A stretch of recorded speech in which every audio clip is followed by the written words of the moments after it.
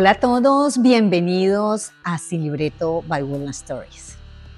Hoy nuestro invitado es un conferencista de talla internacional, experto en liderazgo corporativo, ha participado por más de 25 años en una serie de conferencias, incluso de talla del Fórum 500 TEDx, y está aquí de paso por Houston y vamos a buscarlo. Bienvenido. Muchas gracias por aceptar esta invitación y primero a ustedes por seguirnos, gracias, dar like, compartir, porque eso hace que tengamos cada vez invitados tan especiales como el caso de Raúl. Él viene de familia de boxeadores. Sí, de campeones. Cuéntanos, a ver, de campeones. A ver. Perfecto, bueno, gracias Patricia, contento de estar aquí también. Me encanta venir a Houston. Cada vez vengo de manera más frecuente gracias a la confianza personal y profesional de gente muy querida que reside acá. Efectivamente vengo de una familia de campeones de boxeo en mi país, en Ecuador. Este apellido, Gamboa, es una marca, ya que mi padre pues tuvo la actividad de boxeador, de campeón en su respectiva categoría por muchos años, y luego de eso se retiró muy joven y se dedicó a la formación de talentos deportivos. Ha formado grandes boxeadores y un poco como te contaba tras cámaras, sacó de la calle y de las pandillas y de situaciones Eso de es vulnerabilidad. impresionante. Es una tarea maratónica, sacar pues jóvenes que estaban, digamos, por el mal camino y los convirtió a través del boxeo en personas de bien, en grandes deportistas, y pues les dio no solamente formación técnica, sino humana. Así que de ahí viene el gusto por el boxeo. Claro que el gusto del boxeo lo aplica en todo el tema de liderazgo porque su papá no pudo, fue con Raúl, que lo puso y dijo, no, mijo, no sirves para esto. Religiosamente, además de los domingos ir a misa, te tocaba de lunes a viernes Sí, ir, sí, sí. ¿y qué fue lo que pasó? No, Bueno, eso no era lo tuyo. bueno, la verdad, un poco como digo en broma y en serio al iniciar mis conferencias, intenté ser boxeador, creo que a muchos nos pasa que queremos seguir los ejemplos de papá. Intenté, estuve más o menos desde los 3 años, aunque parezca mentira, hasta los 12, entrenando de forma muy disciplinada, pero a los 12 justamente mi padre me dijo, hey, dedícate a otra cosa, que no vas a ser boxeador. Pero sí te dedicaste al boxeo porque, miren, Sí. uno diría, ¿qué tiene que ver el boxeo con el tema de liderazgo corporativo? Y realmente al hacer uno los comparativos, yo leí algunas frases que tienen los boxeadores y ellos dicen es que el campeón no se hace en el ring, Claro. Sino en los se hace entrenamientos, ¿no? en los Sí, entrenamientos, sí, no sí. donde estás el foco allí para hacerse las selfies, sino pasar al ring es En el cuando día a ya estamos día. preparados. ¿Cómo aplicas tú el tema de las técnicas de boxeo, pero también el tema de la neurociencia, la neurolingüística y todas estas ciencias que ahora hacen que entendamos que lo que está aquí está mal programado? Claro. Bueno, mira, básicamente vi y viví este proceso de transformación que mi padre tenía con sus boxeadores. Se quedó grabado en mí y aunque no me dediqué al boxeo, como tú bien dices, ya cuando entré en el mundo empresarial, inicialmente como parte de los staff de las empresas donde trabajaba, Sí.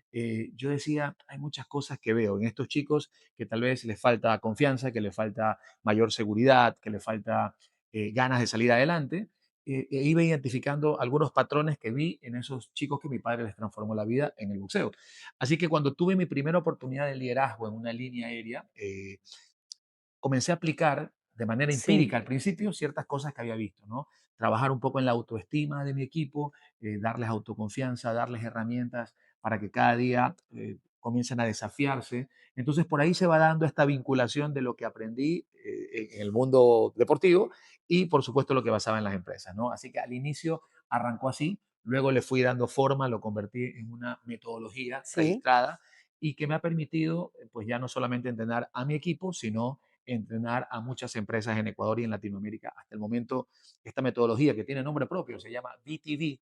Better Through Boxing, que es mejorar, mejorar a través del boxeo, aunque no te dediques al boxeo, siguiendo estos mismos patrones que mencionaba, autoconfianza, entrenamiento constante, deseos de superación, ha tenido muy buenos resultados, ¿no? Y me ha permitido estar en escenarios súper importantes, en escribir mi primer libro que se llama Campeón de tu Sí, vida lo digo. y tener pues entrevistas en canales importantes a nivel mundial. Lo que parecía al principio algo un poco loco, un poco disparatado, relacionar boxeo y liderazgo, boxeo y Claro. desarrollo personal, pues ha tenido una muy buena acogida. Pues la verdad es que vivir en este mundo es estar en el ring. Así es. O sea, nos ponemos los Todos los guantes días. todos los días. O sea, tenemos que hacer una lucha de juego, si se quiere, en la casa, pero también en el trabajo. Sí. Se requiere la gente que va a alguna, que ejerce algún deporte. Y bueno, ¿qué se logra cuando uno recibe el primer golpe en la cara? Mira, ahí te Decía voy Mike a... Tyson que, Sí, que, sí, Mike que Tyson. el primer golpe en la cara era lo que te permitía mostrar de qué estabas hecho. Sí, totalmente. De hecho, te iba a hacer referencia justo a esa frase célebre que dijo Mike Tyson. Todos tenemos una estrategia hasta que nos dan el El primer primer golpe, golpe en la ¿no? cara, ¿cómo vas a reaccionar? ¿Cómo vas a reaccionar? Sí, en efecto, o sea, parte de lo que dice Mike Tyson y otros boxeadores que hablan justamente, y hay frases célebres, ¿no? Algunas que mi padre ha popularizado mucho en nuestro país, entre ellas, por ejemplo, una que me gusta mucho y que es parte de la filosofía que yo transmito a las empresas a las que entreno, habla de, si quieres ser campeón, entrena mientras los demás descansan. Es Exacto, decir, cuando la gente ya bota la toalla, cuando la gente dice, no, suficiente con lo que ya sé, hay gente que está entrenándose, ¿no? Por eso hay personas que en una organización se superan más rápido que otras, ¿no? Y no necesariamente porque tengan contactos o la preferencia de los líderes, ¿no? Sino que ven que hay un desarrollo adicional, que hay un interés, que hay un compromiso. ¿Qué otra frase te puedo mencionar? Que esta es la con la que usualmente cierro mis conferencias y que me encanta. Esta es una frase de mi padre, siempre dice, bueno, una frase que mi padre ha popularizado, yo creo que la dijo otro boxeador, pero él ajá, dice, eh, la pelea no termina hasta que suena la la última campanada, ¿no? claro. Y eso me parece brutal porque hay personas que a veces a los 20 años, a los 30 años, a los 40, a veces dicen, ya no doy más, ya esto no es para mí, ya las ventas no son lo mío, o bueno, en lo que estén, ¿no? El emprendimiento, me equivoqué. Y al final del día, esta frase te recuerda que hasta que tengas el último suspiro de vida, la última gota de energía, por llamarlo Así de alguna es. forma, tú puedes reescribir tu destino, puedes reescribir tu futuro. Entonces, recuerden que la pelea no termina hasta que suena esa última. ¿Qué está cambiando en el mundo empresarial? Porque la inteligencia artificial, la tecnología, ha hecho que unos han logrado crecer muy rápido en las redes sociales y otros parece que quisieran hacer lo mismo y se frustran porque no llegan, pero ni al no llegan al mínimo, se frustran y la gran mayoría no quiere llegar a vivir lo que muchos seguramente hemos vivido, que es esperar a tener 60 y pico años para pensionarse. Correcto. ¿Cuál es tu visión sobre eso? Bueno, definitivamente, el mundo está moviéndose de una forma mucho más dinámica. Este tema de la convivencia multigeneracional, estas generaciones justamente muy marcadas que existen hoy en el mundo corporativo, Mm. obligan a quienes ya tenemos por arriba de los 45 o 50 a mantenernos vigentes y actualizados con toda la tecnología que hoy existe. Y también a la gente joven, pues es súper importante alinearlos para que respeten la experiencia y hay cosas que nunca pasan de moda. Yo siempre digo que los buenos modales, por ejemplo, las buenas costumbres, los valores no pasan de moda. Eso no tiene que ver con generaciones. Entonces, creo que hoy, en el mundo moderno, lo que hay que hacer es, digo, mantenerse vigente sin perder la esencia de lo que es realmente importante. Por ejemplo, los pilares que construyen una familia o que construyen una cultura organizacional. Yo creo mucho en el mix, creo mucho en la combinación. No me parece que una empresa o una persona que está volcada a la tecnología necesariamente tenga garantizado el éxito, así como tampoco alguien que se mantenga en las, digamos, prácticas tradicionales va a garantizar que a través de los valores las puertas se van a abrir. Yo creo mucho en ese mix, en esa combinación, en mantenerte joven de mente y de espíritu, ¿no? Bueno, ¿cuál es el mensaje para los empresarios? ¿Cuál es el mensaje para los trabajadores?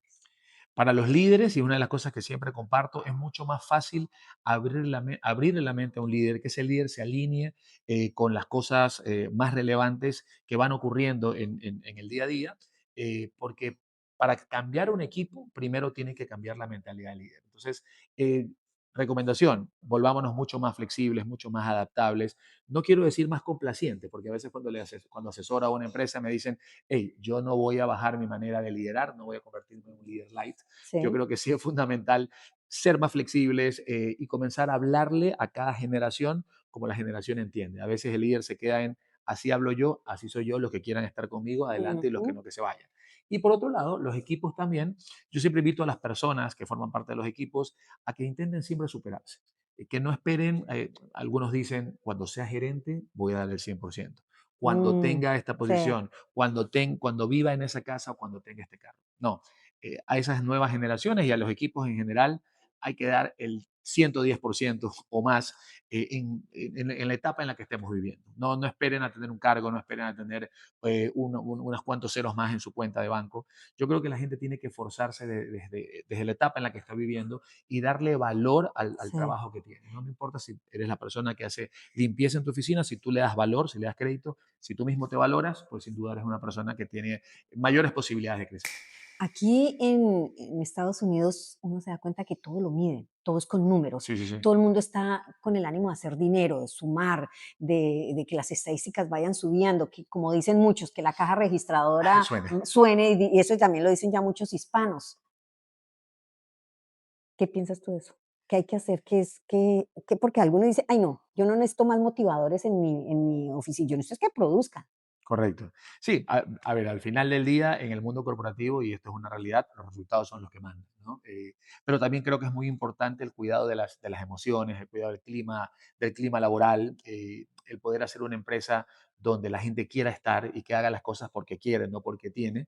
Creo que, una vez más, yo soy muy partidario del equilibrio, ¿no? Entonces creo que esos Sí, empresarios que son muy resultadistas, pues los aplaudo, ¿no? Porque generalmente cuando consigues resultados, garantizas la estabilidad de la gente que trabaja en tu empresa. sí, Pero no es menos cierto que también tú vives un ambiente diferente, un clima es maravilloso cuando, y a mí me toca, yo hago entrenamientos, Patricia, todo el año, casi sí, todos los días, en Ecuador y fuera de Ecuador, y te encuentras empresas que tienen una cultura muy sólida, que por supuesto consiguen resultados, pero donde la gente le tiene un cariño, un compromiso, lo que se llama la camiseta puesta. Bueno, yo creo que hay gente que la tiene ya tatuada la camiseta porque en realidad notas cómo cuida la empresa como que si fuese propia. Y eso solamente pasa cuando hay una combinación de exigencia, de crecimiento profesional y por supuesto, pues también de un buen clima. Entonces, soy muy partidario de que, y es mi recomendación para los empresarios, hagan dinero, eso está perfecto, ¿no?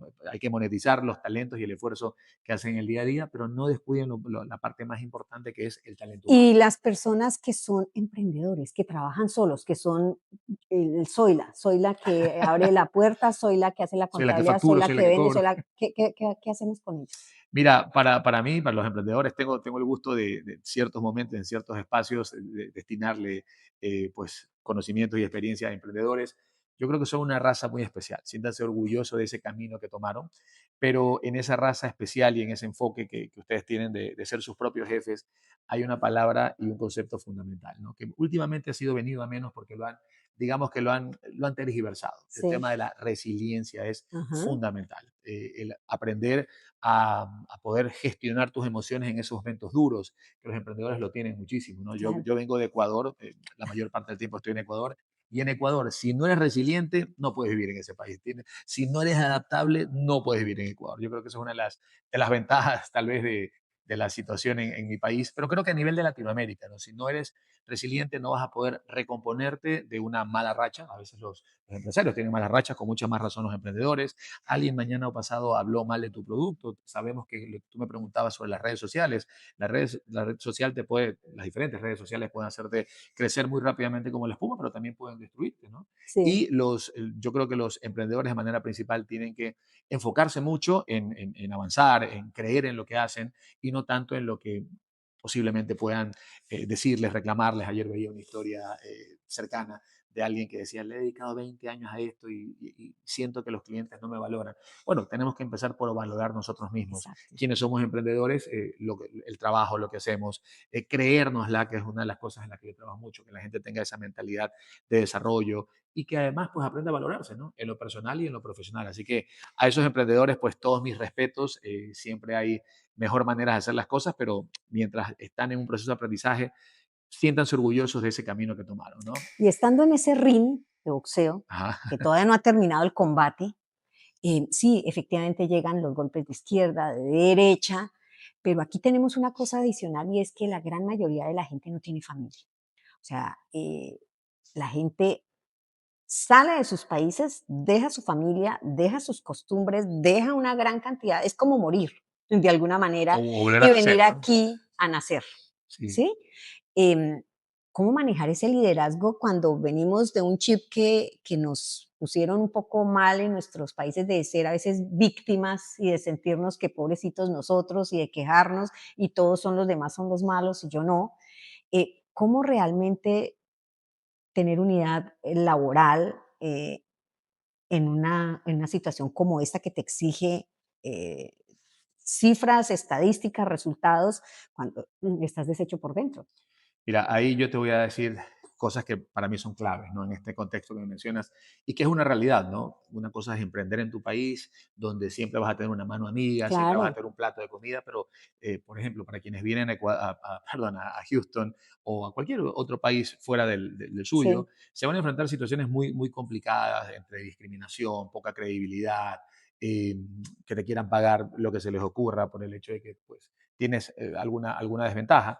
A ver, yo creo que ahí lo principal, y me gusta mucho lo que acabas de decir porque soy muy partidario de eso, hay que sí, dejar de victimizarse.